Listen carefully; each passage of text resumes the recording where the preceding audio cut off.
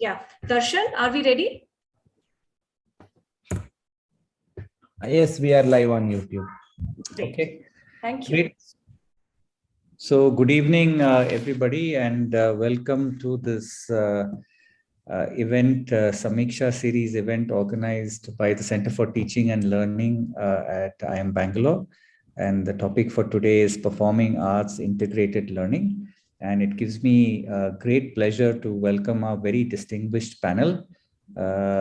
Short introduction, Ms. Geeta Dharmarajan is an award-winning writer, social entrepreneur, and educationist, and of course the founder of Katha.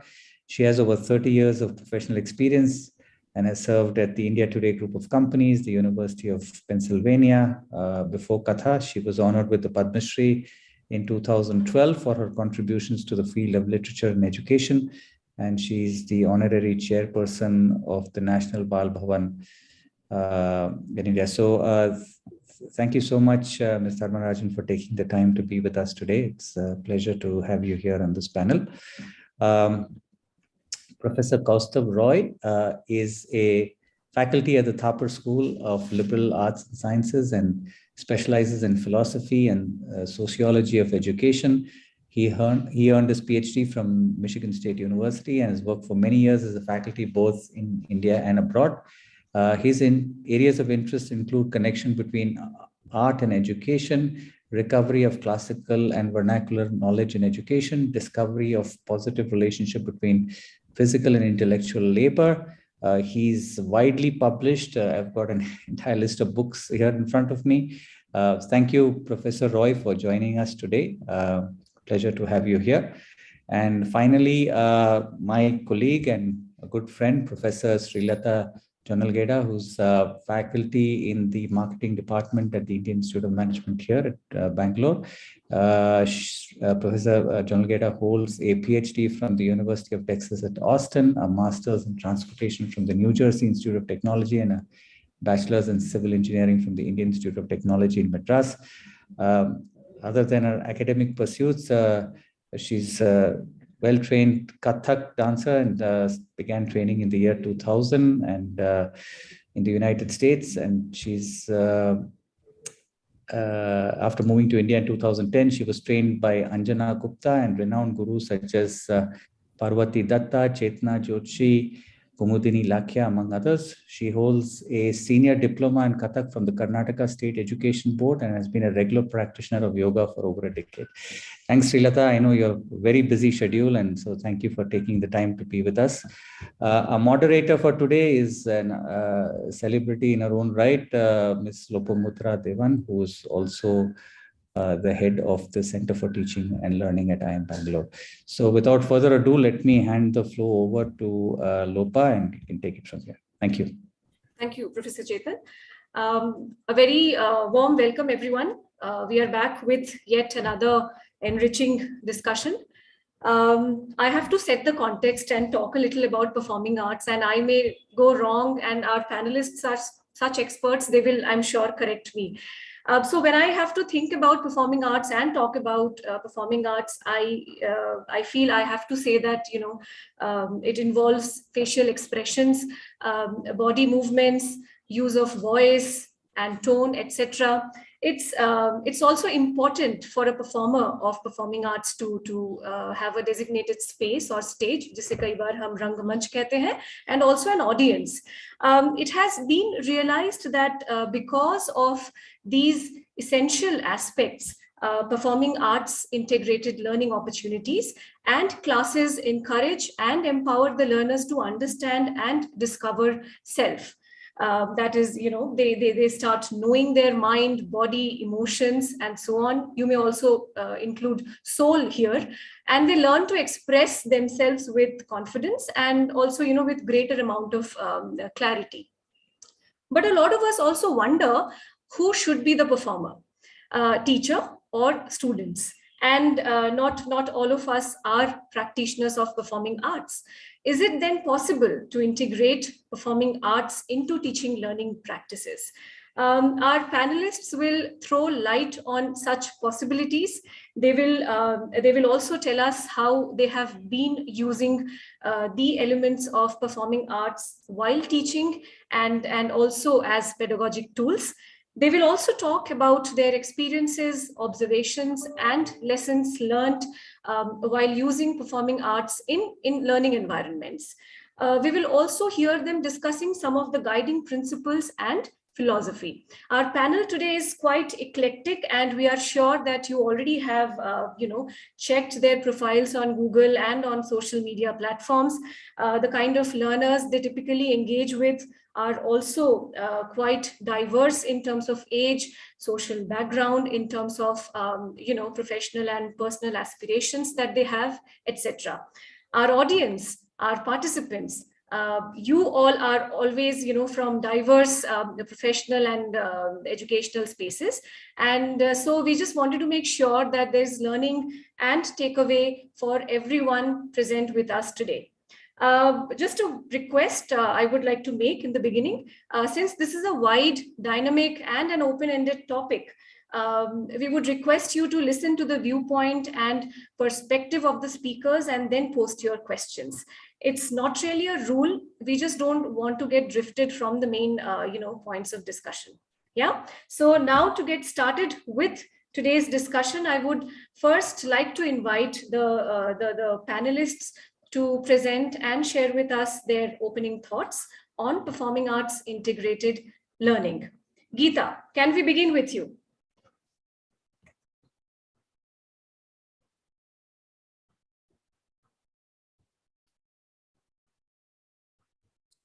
Geeta, you're on mute. Geeta, you're on mute. Yes, Geeta ji.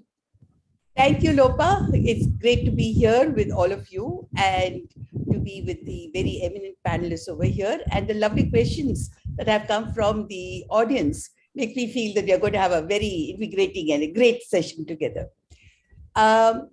Basically, I think to introduce myself and the field of performing arts, I would say that, art and the performing arts have been extremely important for India.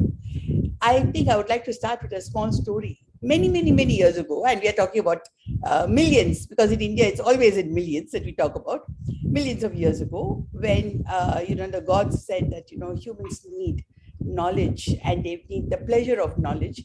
Bharata was sent down to have a performance and to teach the human beings about the performing arts. Bharata came down. We don't know whether it's a man or a woman. We all assume that it's a man. And when Bharata had come down, he went and he worked with all the people and put up his first play. And believe it or not, the first play was a big flop. And Bharata didn't know. The gods are all looking from up there and everybody's looking and they're all saying, what has happened to this? Why is it such a big flop? And many in the audience were looking at it, and we know now that one of the things, if this had been a live audience, I think I would have seen the reaction, and I'm sure there are many reactions out there on why it should have been a flop. The fact is that Bharata knew the gods, but he did not know the humans. Knowing whom you're speaking to is one of the first things that Bharata talks about as a prerequisite for the performing arts. And when you're looking at the classroom and we are looking at, children or young adults or, people in universities, colleges, wherever, we find that one of the main things that we have in mind is how do we engage them? How do we get the pleasure principle working for them? We know that many times classrooms, and especially after the COVID, I don't think people are very happy coming back to school and coming back to college. So when you have a very, very testing and, a stressful time for both student and for the teacher, I find that, the performing arts makes it a very enlivening and a very participatory kind of a discussion that happens in the classroom. Now, one of the questions that was asked by Lopa and by others also, I saw the questions and lovely questions, was, who is a performer? Now, when we look at it, I don't know whether there's any single performer, because when we talk about in Indian practice, we talk about how a field is created. It is made up of the listener, the seer, and the performer. The performer could be the teacher, the performer could be the student. But when the teacher does not pay attention to the student, that magical bond and that magic in the air which has been created by the teacher and the audience, that gets broken. So Bharata had a few principles, and I just want to sort of briefly touch on them at this point.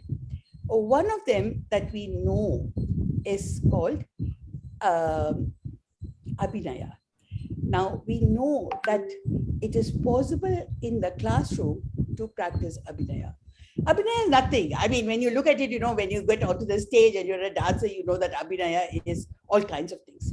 But in the classroom, what is it? The teacher becomes a performer, and how she uses her cheeks, her eyes, her body, Anga Abhinaya. How do you move around? If I want the class to be with me on everything, if there's a cricket match happening outside and, you know, we are not sitting in air-conditioned rooms and, you know, you can hear the sounds outside, why and how does the child or the student stay focused on you? That, I think, is a challenge that many teachers face. And Abhinaya, whether it is the Vak Abhinaya, if I'm going to be talking and saying, okay, now, okay, let's start talking, and you know what is happening there. I am going to be talking about quadratics or whatever it is that I'm talking about. And it's all at an even pitch, then we find that the student loses interest. Most of our teachers are very good at it. They are all performers in one way or another without even knowing it sometimes. So we use our voices effectively. We throw our voices. We cover the space, the rung that we have with us, which is in front of the students. It could extend into the students also, and it could extend into the aisle where the students are sitting. And it could extend into a kind of a space that you create for them, a very mythical and a very imaginative space. Because what is story after all?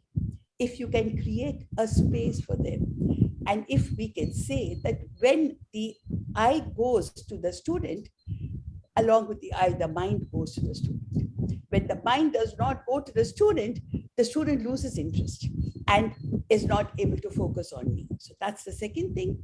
And the third thing that I would really like to look at over here is the way in which we look at understanding. What has a student understood? How are they understanding it? Now, Bharata talks about it in a very nice way. He says that it is, you know, a kind of a bhava where you look at the students, you understand which are the students who are understanding you and who are the students who are with you, who've got the meaning, and you are in a position to give the same words or give the same explanation in a different way. He calls it Sanchari Bhava. And when you look at how you have that Sanchari, how you keep moving from one thing to another to be able to bring attention to the child and bring your student to understand, because finally that's what all teachers want. I don't want to go back and keep repeating what I've said. I want them to be able to understand. I want them to be able to stay with me and maybe at the end of the day, not just for the exam, but when we have our lifelong test and it's lifelong learning, that they have carried the teacher's learnings and the teacher's wisdom, if the wisdom is there, and I hope it is there with all of us as teachers, has been carried forward. So, so I would say that the rasa that we spoke about in the beginning, which I spoke about, is created by all of these things coming together. And it's an extremely good theory that has come to us. It's more than theory. It's the first treatise on communication that we have in our world. And it was written about 2000 years ago. And all of us practice it. So thank you, Lopa. That is my beginning. Thank you. Thank you so much, Geeta. We were waiting to hear, about Rasa, Abhinaya and all of that. Thank you so much. We will come back to you with some questions and would now request Professor Srilatha to talk about, her experiences, her journey and her take on performing arts integrated learning. Lopa, can I share my presentation? Yes, Professor. Yeah.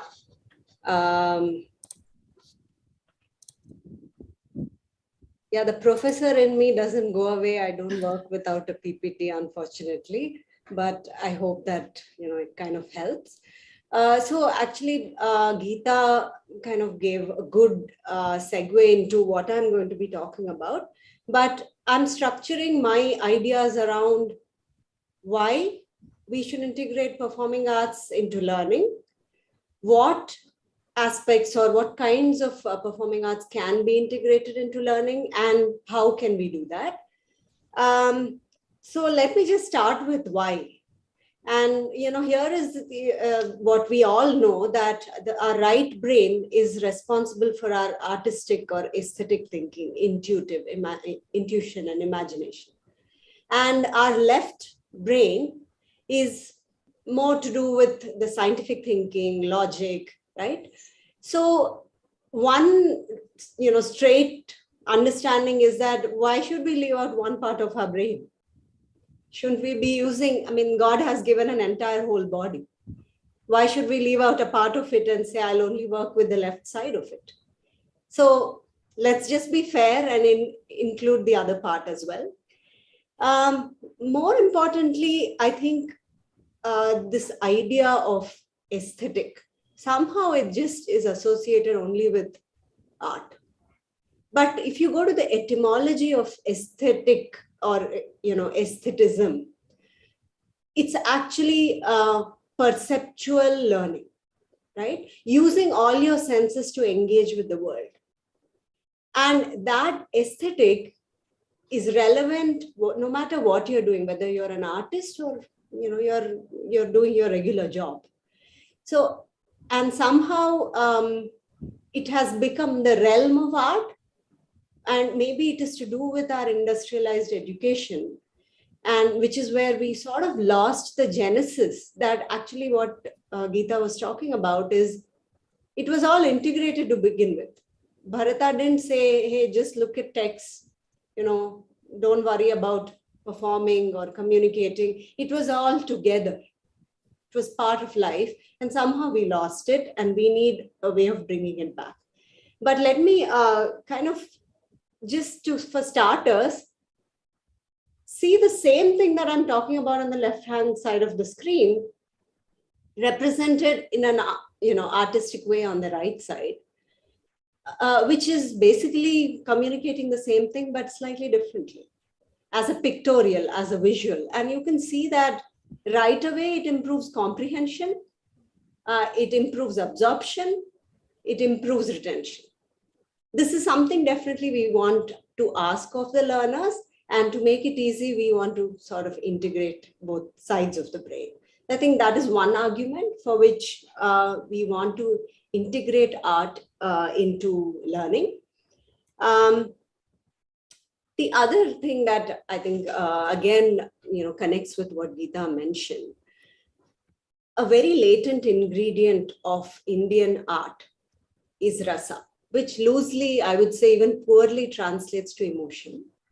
But it's much beyond that. And when rasa is activated, it leads to deep engagement from the learner. Otherwise, most of our students are relegated to a prekshaka, or somebody who is just an audience. Audience, when they are not engaged, they are very distant from the performer or from the learning, whatever it is that they are. So we want to activate the rasa, and art actually provides a platform. Borrowing a few things from the art helps us move an audience to a sahridaya, right?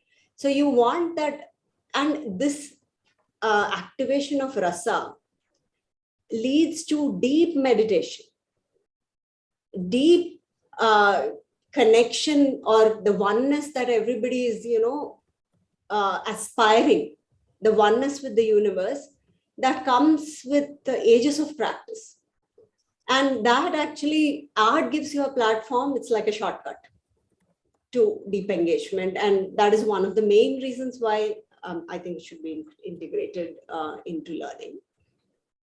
There are other reasons. In fact, I asked around people, hey, if you were to give me a few reasons, why would you want art to be integrated?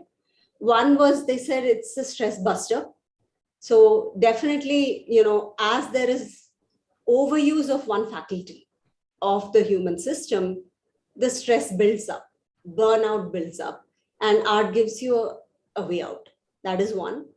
We keep talking about cross-training. Cross-training is a buzzword even in corporations. And most importantly, other than, engaging different parts of your brain, there are great spillover effects of cross-training, right? Even athletes use it. When you train other sets of muscles, you are able to take that learning into your regular space and it enhances productivity. So that is one other reason. One of the things that is plaguing corporate world these days is siloed thinking. Everybody's comfortable with their way of thinking, and there is little, interaction among different silos. And integrating art actually breaks these silos. And finally, the aspiration to be a whole person, a holistic person. I think art provides a natural way to make that happen. Now, I just want to talk about what is it that, so we talked about why, not all of them, but hopefully, the most important aspects of it from my perspective. But what can be integrated into learning, especially where we are right now with our mainstream education, I think there are some low-hanging fruit, which is again what Geeta talked about. There's drama, storytelling, visual media, and film. I think these are much easily integrable into the mainstream education. A little harder is music, dance, and painting, unfortunately. And I'm just laying it out there that, what is possible. And I will also talk about how, just from my experience on how we do it in IIMB, and also how I have done in some of the spaces. So first thing is whodunits. We all love mysteries. So there are many times when like a deal is killed, or, you lose an employee, or you lose an investor. And we bring such cases to the classroom. And many a time, I engage with the students, I ask, create a drama there. Say, find the killer, right? And then it creates this kind of murder mystery kind of a setup, which is quite engaging for the students. Also very common is cases. Medical schools use it. We have business schools use it, where a scenario is given, all the background is given, and then, the students are asked to wear the hat of the decision maker, and what are you going to do? And there's a lot of drama that can be created from cases. So these are, two straight away, like easy things to do. And even in medical school, for example, you have a patient with a certain specific history. How are you going to treat? What is the way forward, right? So cases are very amenable in all kinds of education field. The third possibility is immersions. And there is high value of immersion, whether it is cultural, whether it's linguistic, whether it is local, social, entrepreneurial. Create a deep engagement with a certain kind of either artistic community or local community or geographical community. And that also allows students to gain a different experience and then sort of enriches them. I also think that, if there are any educators out here, making curriculum, you have to include compulsory credits that involve lateral or right brain skills, so that, students don't look at it as optional. Otherwise, they like to look at it as, does it add to my resume? And many times, you hear students say, well, if I say I'm attending a cultural immersion, how does it look like on my resume? And they feel like such things actually devalue resume. But they will know that that is not true maybe once they graduate, once they go out, but the opportunity is lost. So we as educators, we need to take it upon us to ensure that they don't get short-sighted, right? And I want to conclude, if we have time, Lopa, otherwise we can come back to this later. There is a physics professor, very popular, lots of videos. He has a flair for drama. And do we have time, Lopa? Yeah, we can show that video. Okay. You want us to play that? Will you show? Yeah, okay. Okay. Yeah. I'm sharing, Professor. Yes, I'll sharing my screen.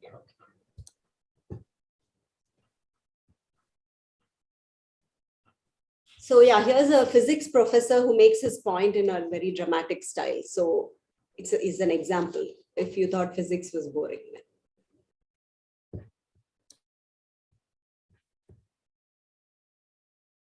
I have here a pendulum. I have an object that weighs 15 kilograms and I can lift it up 1 meter, which I have done now. That means I've done work. MGH is the work I have done, believe me. I've increased the potential energy of this object. 15 times 10 is about 150 joules.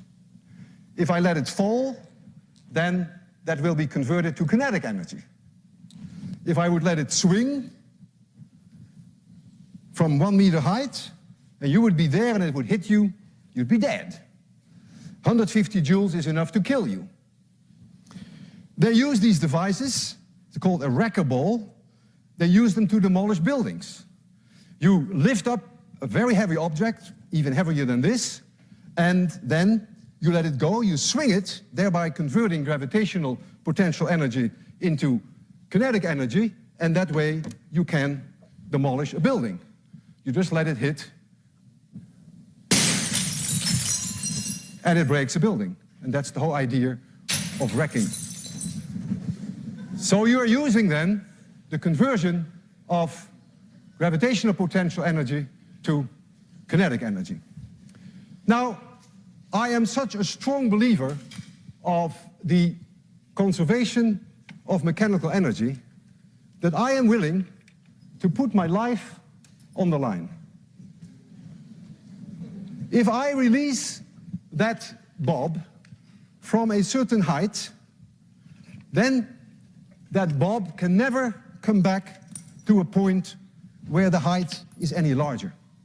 If I release it from this height and it swings, then when it reaches here, it could not be higher. There is a conversion from gravitational potential energy to kinetic energy back to gravitational potential energy, and it will come to a stop here. And when it swings back, it should not be able to reach any higher, provided that I do not give this object an initial speed when I stand here. I trust the conservation of mechanical energy for 100%. I may not trust myself. I'm going to release this object, and I hope I will be able to do it at 0 speed, so that when it comes back, it may touch my chin, but it may not crush my chin. I want you to be extremely quiet, because this is no joke. If I don't succeed in giving it 0 speed, then this will be my last lecture. I will close my eyes. I don't want to see this. So please be very quiet. I almost didn't sleep all night. 3, 2, 1, 0.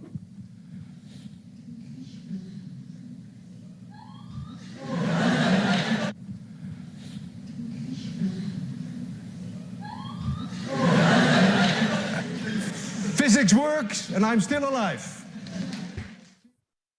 Hello. I can remember a book of 200 pages in just 7 days, along with the page number. Hi, my name is... Yeah, thanks, Lopa. That's all I had. And over to Kaustav. Thank you so much. Yes, over to you, Kaustav. Yeah, so thank you. I'll wrap up my initial comments as quick as I can, because I'm sure all of us are waiting to get to the question and answer stage and the conversation can start. So I won't speak of any end gaining possibilities, like if you do this, then you will have that and so on. Rather, I'm concerned with the performativity of the whole, as it ought to perform, and its consequences. Because to me, it's like a gestalt that performs, that together performs, not as separate elements. And therefore, I will just quickly share with you what I call the axioms of performativity. That's for my convenience. I like to think of it. I like to think of things in a geometric fashion. So from this viewpoint that I am speaking of, existence or life, you want to call it that, makes sense only if you think of it as a continuous performance. To me, a tree is not a tree just because we call it so, but is a performance of nature. It makes to me a tree makes sense if I see it as a performance of nature. And I try to avoid giving it premature names that obstruct my performative viewpoint. So even this moment of ours right now is not about performance, but is a performance in itself. So, going back to the axioms, no performance is inherently superior, but depends upon intensity and authenticity of the moment for quality. That's important. Could there be a negative moment in a performance, an inauthentic moment? Yes, because as a species, we have choice. And the choice can also lead to what I call vandalism. So there could be performance and there could be also counter-performance, which I call vandalism. An extreme example of vandalism is what's going on right now in Ukraine. The Russian thugs are vandalizing an entire country, town by town, village by village, sent in by a psychotic criminal suffering from 19th century delusions of power and grandeur and so on. So yes, so performance can be a very negative thing also. And because I'm speaking of the larger picture, I'm referring to a bigger thing than classrooms. So criminal performance then is driven by desire to usurp or curtail another's performativity. That's important to realize because we do come across very, very different, and we need to explain it, given it within the performative axioms. I need to make room for now. What does it mean to have a counter performance? So but for authentic performativity, what's important is to retain playfulness. Because without, as we grow older, we tend to lose our playfulness and we become obsessed with being, with our losses and gains in life and become too serious. And then we lose the keen edge of performativity, which is like everything is like a stage. And it's not only in the classroom that we perform, but we perform in everyday life, every moment. Even when I'm brushing my teeth, I can be performing and not do it half asleep. So what's the main point of all this? On the positive side, I learned to perform, mobilizing my resources and my potential. I'll give you an example. Let me be concrete here. Say linguistic performativity, right? I tend to think of, if I have a phrase in my head, I tend to think of, okay, what would it sound like in another language? When I get there, I ask myself, what would it sound like in a third language, and so on. So there is a kind of a pushing the horizons of my comprehension, pushing the horizons of my expressionism, and then I try to see, okay, now does this really, translate into the other expression, and does this again retranslate back into the original? So I keep doing that in multiple languages. Just to give you an example of what it means, what performativity means, it's not only in classrooms and not only in contact, but it all happens all the time within your head, that you're trying to extend or push the margins or push the boundaries of your capacities for performance. And on the other side, my appetite for the world also decreases, in the sense that I become less greedy and less cruel, because if I'm on stage as a Julius Caesar, and I don't have to really be murdered by Brutus, or as Hamlet kill Polonius or something. I'm playful. I'm just doing the thing that makes the whole forces of destiny come together to a meaningful conclusion. So that's the advantage. So the net effect is to go from a noun to, this is the important thing, is to go from a noun to a verb, in the sense that I see myself as not as a performer, but as a performance. So I am myself nature's performance. And so that to me is an important evolution in thought, because I don't want to see, it's very helpful for me not to see myself as an object, but as a process, and which also reconciles with the larger thing that faces all of us, which is the end of our performance, which is death. Because I find it problematic if I cannot reconcile what I am and what I'm doing to my final denouement in life, which is an end to my performance. So if I look at myself as a performer, not as a performer, but as a performance, that makes a lot of kind of reconciles to me the end and the beginning of things. So I'll stop there, and we can go ahead and to the major platform of conversation. Thank you. Thank you. Thank you so much, Kaustav. Yeah, sure. So thank you for introducing us to some fascinating and actually existing performing arts related concepts, theories, and also science behind them, and the ways to incorporate them into into the mainstream educational practices.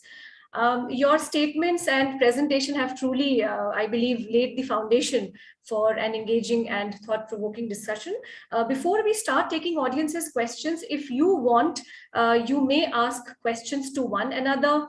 We will limit it to one question per speaker if you have anything to ask one another. Yeah. I had a question for Kaustav, actually. So I think he mentioned, like, there's no separation between life and performance, which is really nice. But he also mentioned examples of people who take it too seriously, take themselves too seriously, like what's happening with Ukraine. So I was wondering if he has any tips on how do you balance between, there are people who take themselves too seriously and really want to prove a point to the world, and there are people who don't take it seriously enough. So they don't play their part, they don't act. So what is it that, what can be done to balance that? Yeah. So you see, I don't think that we can really, your word balance things. Because if you are persuaded that life, it could be performance, and then you kind of awaken to something that you never thought before, because you're always about subject-object divisions. I am this and I'm doing that, and so on. So there is as long as there is a subject-object division, you're never going to be able to completely capitalize on all your potential, because always the ego is going to be a block. Can I do this? Is it okay for me to be doing this? Is it okay for me to be seen to be doing this? All these doubts and questions and self doubts and all the rest of it come in between the subject and the object.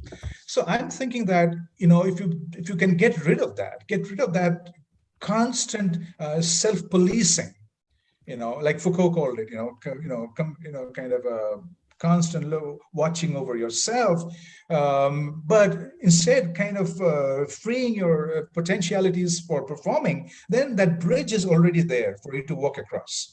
Meaning that there's no question then of that one who doesn't take himself seriously, herself seriously, and the other one who takes herself too seriously. So that one wants to back off, because the solution is the same thing. The solution is to walk across the subject-object division. I don't know if that makes any sense. Okay. Any other question, or shall we start taking the questions that we have got from our registered participants and also from our attendees? Anything, Geeta? No, I'm fine. Okay. We are actually getting a lot of questions for Kaustav. Kaustav, you may have a look at them, because I have a question for Geeta. Yeah, Geeta, actually we received this question from a lot of our registered participants, and this is about connecting creativity creative thinking with performing arts or arts in general. So how important you think it is, to nurture students' creativity so that they understand the importance and relevance of performing arts integrated learning and also start participating and contributing to such sessions? Okay, so basically, when you're looking at the performing arts, it's story and storytelling. So in different forms, in theater, in if it's a puppet, if it's a bomalatam, it is a dance performance, it is music. It's all in some way or the other. It's telling a story. Now we know the power of story. The power of story is not just to hold the attention of people, but the power of story is to become curious. The child is always asking, the student is always asking, oh, why did this happen? Why did it not happen like this? How did it happen? Why is she going there? She shouldn't be going there. There is a lot of interaction that's happening through the story with the presence of, the teacher lesson to be learned. So what happens is you move it away from something which is maybe dull and dry, and you pull it into an area which becomes ripe with possibility for the child to be innovative, to ask questions. Now we know that one of the 21st century skills that we want for our children is to be able to ask the question. If they don't ask questions, they don't learn. And when you look at story itself, we know that in management, for instance, it is the softer skills of management that you're giving to students when you are looking at storytelling or story or performing arts in the classroom. So when you ask the child and the child asks you a question, you find that there is a very active involvement with the topic which is under consideration, and therefore there is a chance for the child to be curious, to be creative, think on her feet, to think, what could be the possible way to solve this. And it becomes a challenge when she starts looking at it from a critical point of view. So critical thinking doesn't then become something which is outside of the realm of school. And, it is not limited to, as CBSE says, the higher order thinking. No, it's one of the natural orders of thinking that we have for all children, because they are thinking critically. A newborn baby is thinking critically. Should I stand? Should I not stand? Should I turn on my back? Should I not turn on my back? So you find that, critical thinking, which is a part of how we think and how we feel, is suddenly taken away by the classroom and put into a little box and said that now you are going to be thinking critically. But when you bring performing arts into the classroom, you find that everything merges and you have a lovely integration of what we call life with learning. And that is what makes learning a sustainable activity for the student, which goes beyond exams, goes beyond tests, and goes beyond, learning by rote. I hope I've answered your question, Lopa. You did touch upon the idea of critical thinking, but I was also trying to understand the importance of creative thinking. And I know, you can't really draw that line.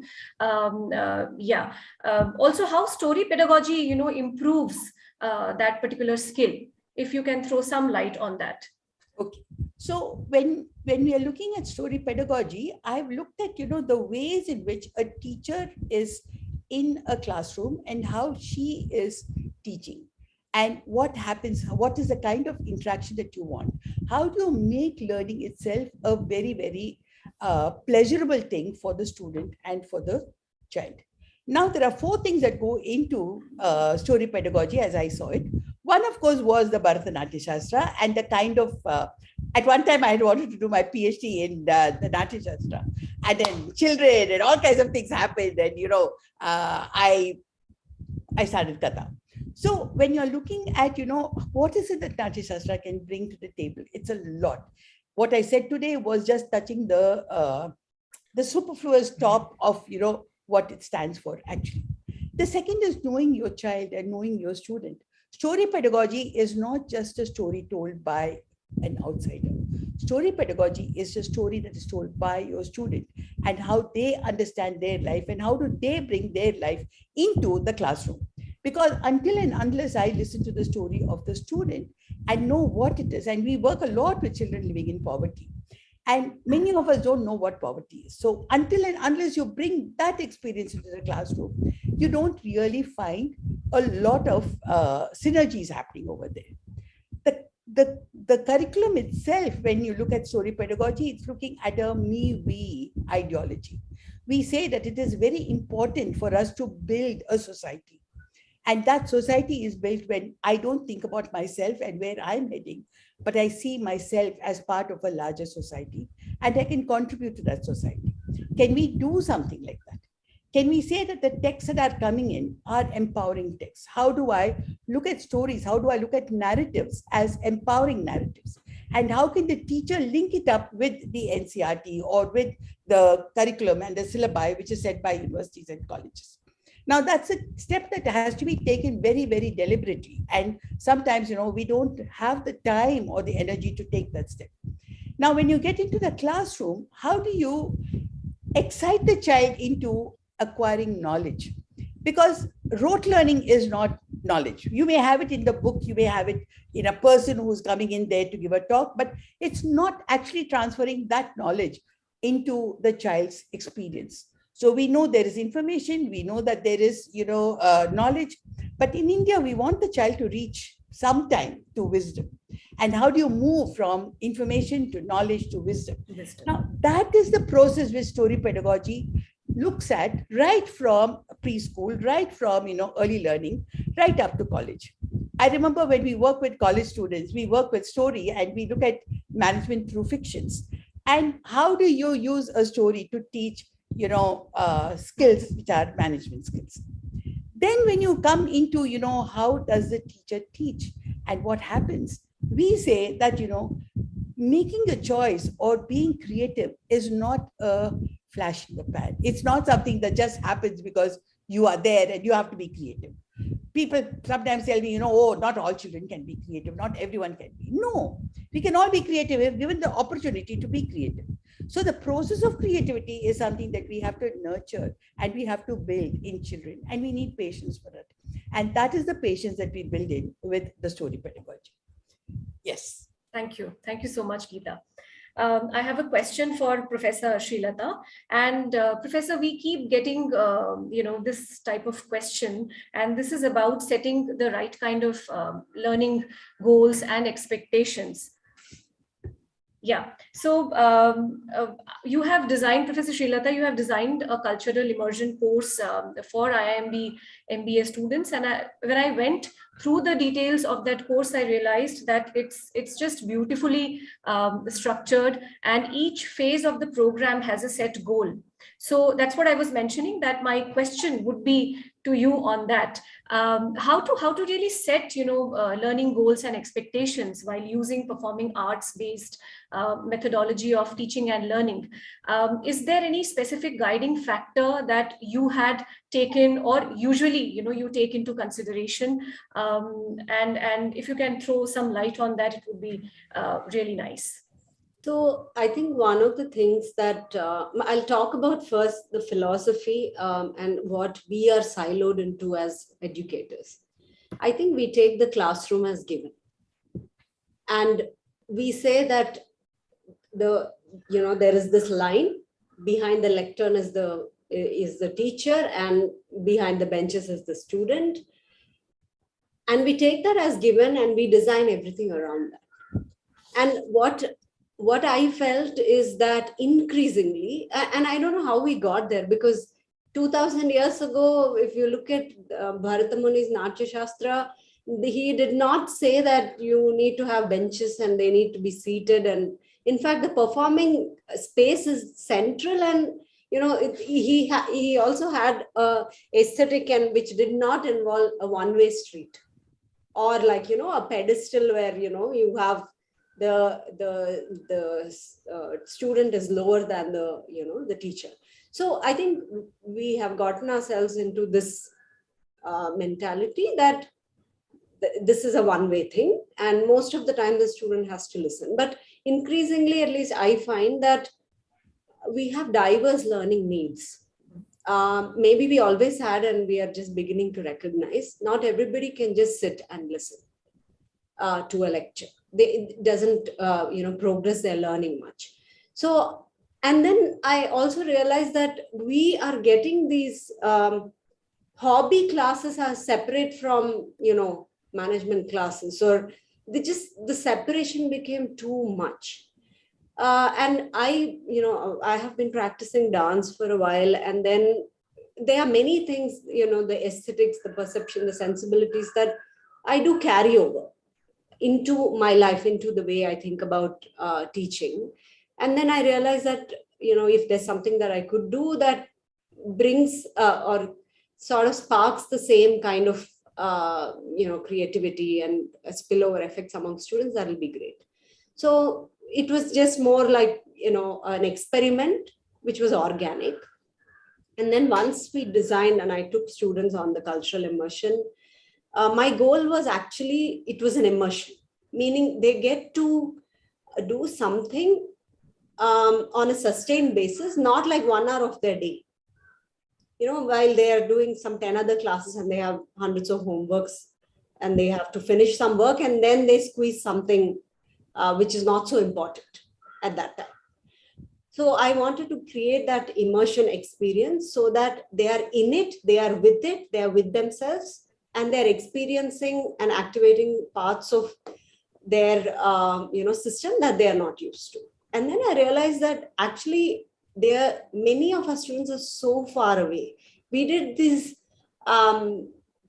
we had a language session in that time, Sanskrit session. And the Sanskrit teacher was brilliant. And I learned Sanskrit, I all but forgot. And he just came to the class and he said, we are only going to talk in Sanskrit today. This was the first class. And some of them, we had students from Switzerland, Germany, Italy. They all spoke Sanskrit. They spoke 4 sentences at the end of it, but they spoke. So the kind of presence they had and the kind of release they had, I think it was very, very different from our typical classroom. Like when I teach marketing management, I find that when I meet them in the second year, they don't remember even a tenth of what I teach them. But when I ask students, name some of the string instruments and which of the mythological characters sported these instruments. So we did these kinds of very fun activities, which you'd think you'd do with little kids. But it was so much fun that I think, I don't know if it answered your question, but those was all the thinking that went into it. Thank you. Thank you so much, Professor. So basically, you were trying to convey that when it comes to setting the learning goals, objectives, and expectations, both the parties, students and the teachers, need to collaborate equally. And we shouldn't think that, we will prepare something and they will come and attend our sessions and be there only as listeners. So thank you so much. Yeah, just to add, but there is a lot more responsibility, because that empowerment we can only bring as educators, right? True. Yeah. Thank you so much, Professor. Kaustav, we are getting a lot of questions for you. I would pick one question. I don't know to what extent it's relevant. So this is about different forms of drama or theater that we could use in classroom learning. Also, there's a question on comic plays in communication classes, how that can be done. Would you like to address some of these questions? Okay. So again, let me go back to my resistance to end gaining kind of ways of thinking, that if you do this, you will get that. So I tend to,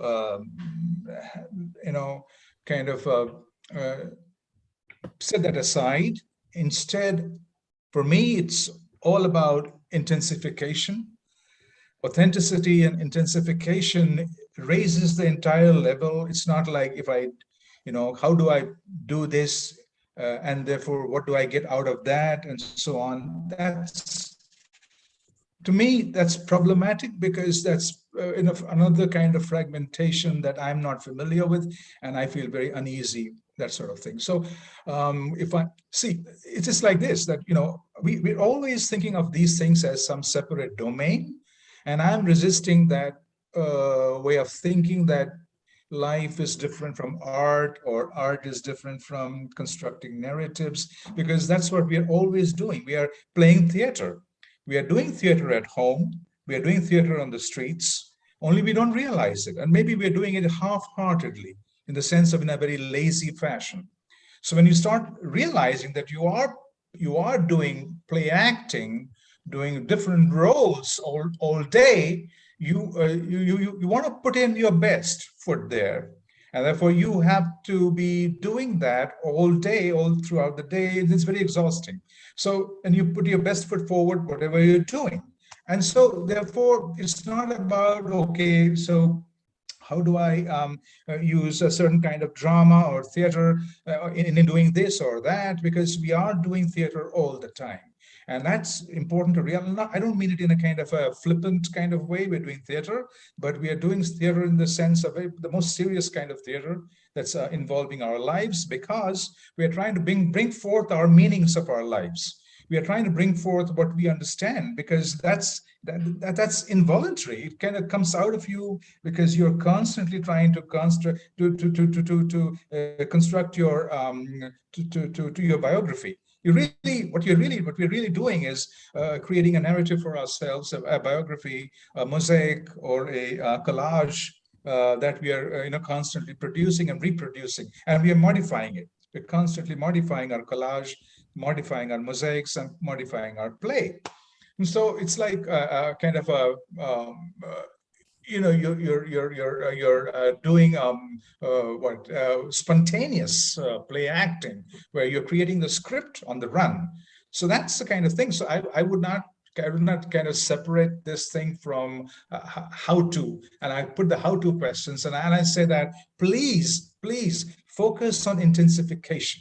Focus on the little things of life. Focus on the fact that even when you're tying your shoelace, you are doing play acting, and do the shoelace tying in a careful way.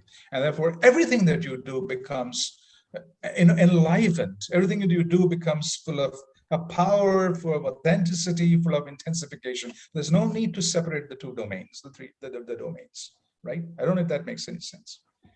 Thank you. Any concluding thoughts? Because we are left with only, I think, 3 or 5 minutes. Any concluding thoughts? Geeta, Professor Srilatha, Kaustav? I'll leave it to the others. I think, a story and performing arts is enjoyment, as Kaustav has said and Srilatha has said. And when the teacher enjoys herself, then I think, classes become more exciting and enjoyable. So I think let's all just go there and be ourselves and enjoy, like Kaustav would say. Yes. Absolutely. Thank you. Professor Srilatha, anything? I really like Kaustav challenging this separation so much, which made me realize how much we have separated it, and now, like, for him, we are so much on the other end of the spectrum. But I think the point that he makes, and I really take it, and I am going to personally think about it, is actually by making the separation, you kind of say that this is the responsibility of the teacher and this is the responsibility of the student. And then, so if the teacher is not doing enough, then as a student, I don't have to do enough. So that separation kind of makes it hard for individual enrichment. So I think there is some scope for as individuals for us to think, hey, I'm enriching myself, so don't just wait for somebody to do something. Integrate performing arts into learning. That's my personal enrichment thought. And the other side is that I'm also an educator and I feel responsible. So I also feel like where possible, I would like to empower myself and the students to sort of facilitate this integration and oneness and wholeness. So yeah, that's my closing thought. Thank you so much. So what we just heard and witnessed I would say was, was the right blend of theory, practice, and also vision related to performing arts integrated learning. Thank you so much, Geeta, Professor Srilatha, Kaustav, for joining the discussion as panelists. Thanks to all the viewers for choosing to be with us this evening. If you want to write to us, I mean, you already have our email ID. Please write to us if you want to have many such engaging sessions in the future. We would be happy to host and organize, those interesting ones for you. Thank you so much. Professor Chetan, is there anything that you would like to add or Thank you, Lopa. mention? Brilliant. Thank you, Geeta. Thank you. No, thanks a lot. I thought it was a really engaging session, and I thank all the panelists for a wonderful session. Thank you very much. Thank you. Thank you. Thank you, everyone. Stay safe. Thanks to CTL for the opportunity. It was fun. Thank you, Professor. Thank you all very much. Thank you. Bye-bye. Thanks, Kaustav. Thank you, Geeta. Thank you. Bye.